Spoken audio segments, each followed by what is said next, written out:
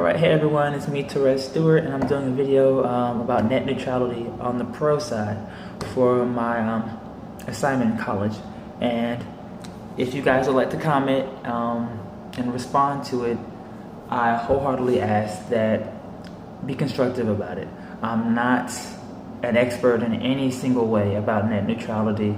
I'm just doing this for an assignment, and I appreciate it, and I've done a little research, but do not chastise me in the comment section.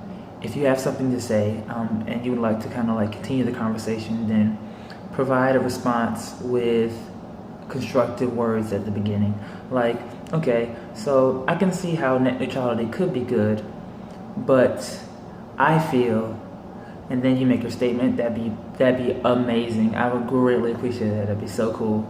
That'd be awesome. That'd be really cool, honestly, because YouTube audiences are sometimes not as friendly as they could be, and toxicity is not cool. All right, so put a colon and like a parenthesis in front before you make a statement. That'd be great too, because then it would kind of like, we'd be able to say an expression, because you can't express your feelings online when you're typing stuff. No one can see your face.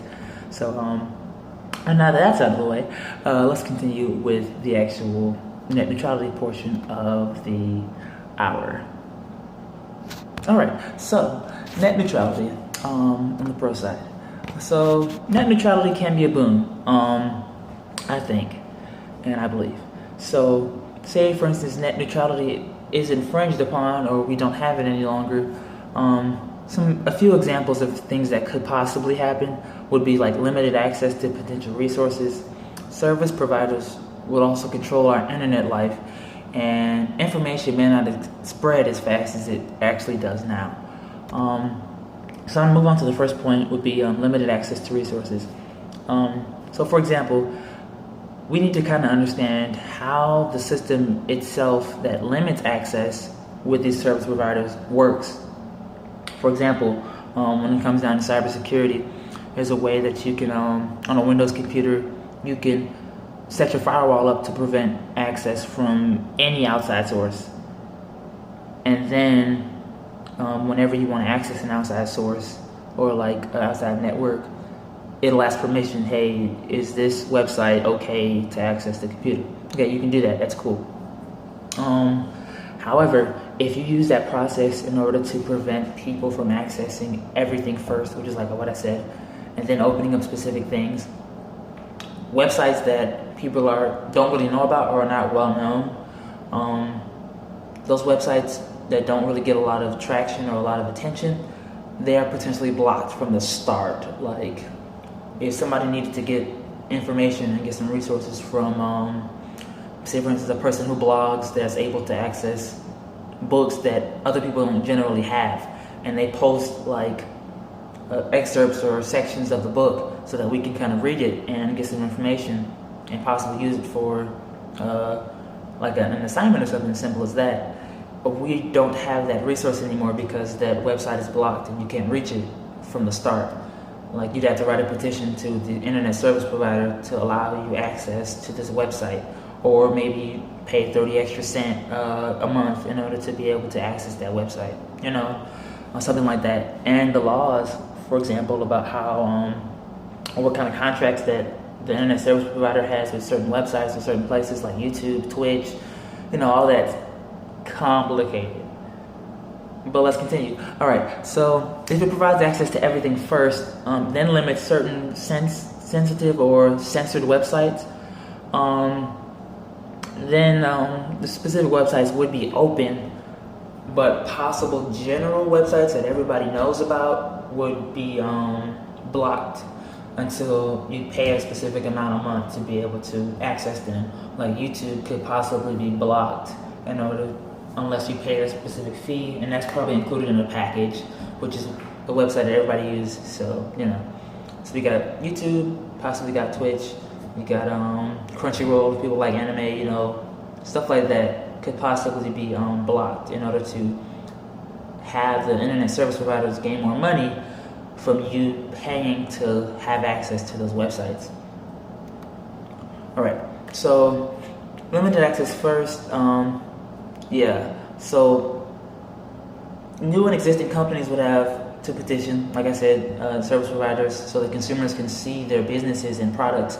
So like people who are new on the market in the business industry won't be able to prosper as well as they would like to with websites. They have to probably prosper through word of mouth or like right in your face, I'm selling this here and I have a permit to do this, so come buy it. You know, like vendors where we can see in the back of somebody's car, you know, or they set up a tent.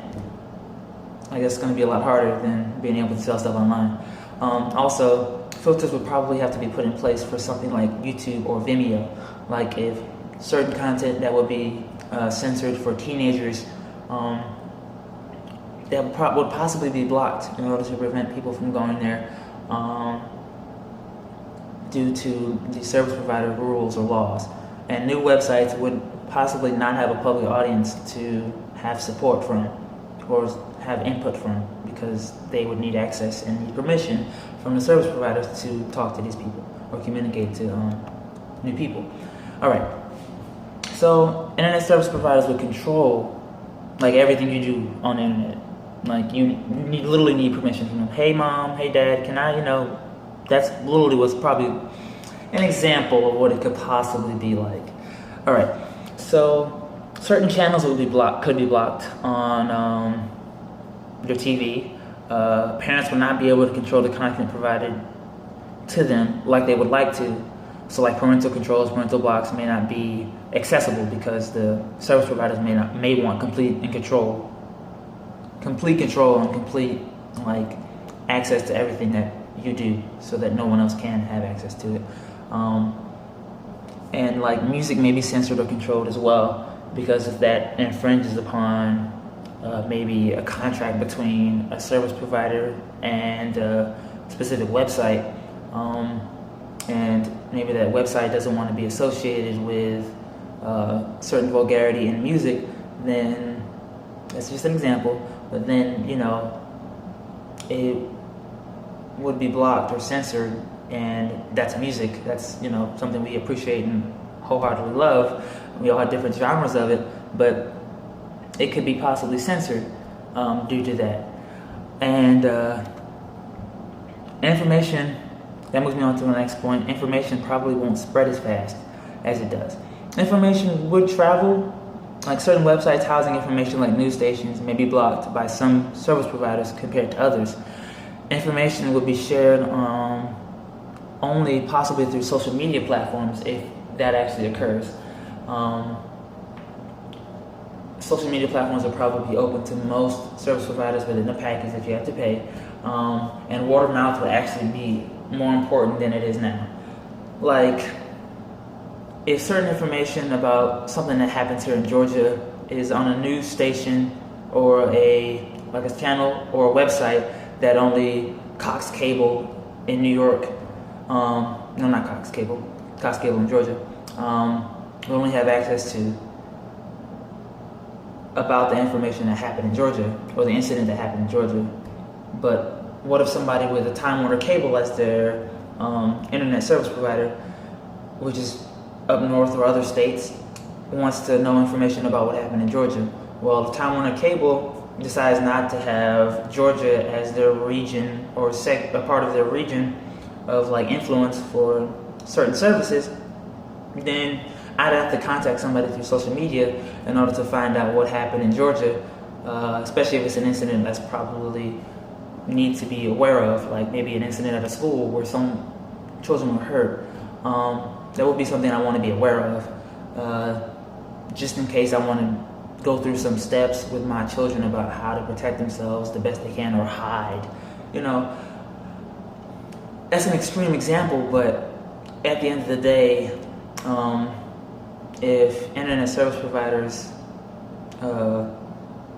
had control like that through net neutrality not being a thing anymore, it would be a little scary to think about the possibilities of what could potentially go wrong and what could potentially be prevented from us or like withheld from us or we wouldn't have access to.